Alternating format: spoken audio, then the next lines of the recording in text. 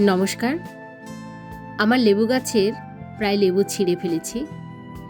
২-১টা গাছে আছে, আজ তা ছিঁড়ে ফেলছি। ফলন তুলে ফেলার এই সময়টাতে লেবু গাছের বিশেষ পরিচর্যার প্রয়োজন পড়ে, পরবর্তীতে যাতে অধিক ফুল ফল আসে। লেবু গাছে সাধারণত যে ডালে ফল হয়, সে পুরনো ডালে ফুল ফল তেমন আসে না।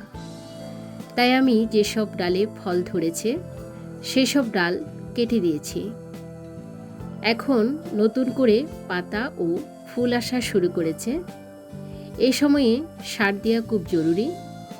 আমি যেহেতু কৃত্রিম সার প্রয়োগ করি না, তাই ১ বছরের পুরনো গোবর সার জৈব সার হিসেবে ব্যবহার করব। আমরা সকলেই জানি গোবর উৎকৃষ্ট জৈব সার। প্রথমে গাছের গোড়ার চারপাশ থেকে শেকড় কাটা না যায় মতো মাটি সরিয়ে নিয়েছি। এইবার চারপাশে গোবর সার ছড়িয়ে দিচ্ছি।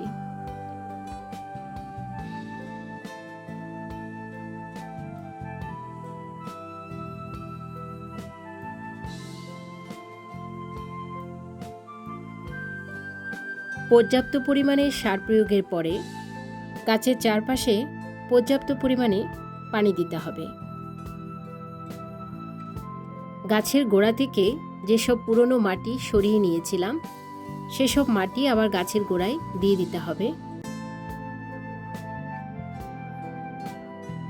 গাছের গোড়া যাতে শুকিয়ে না থাকে, মাঝে মাঝে পানি দিতে হবে।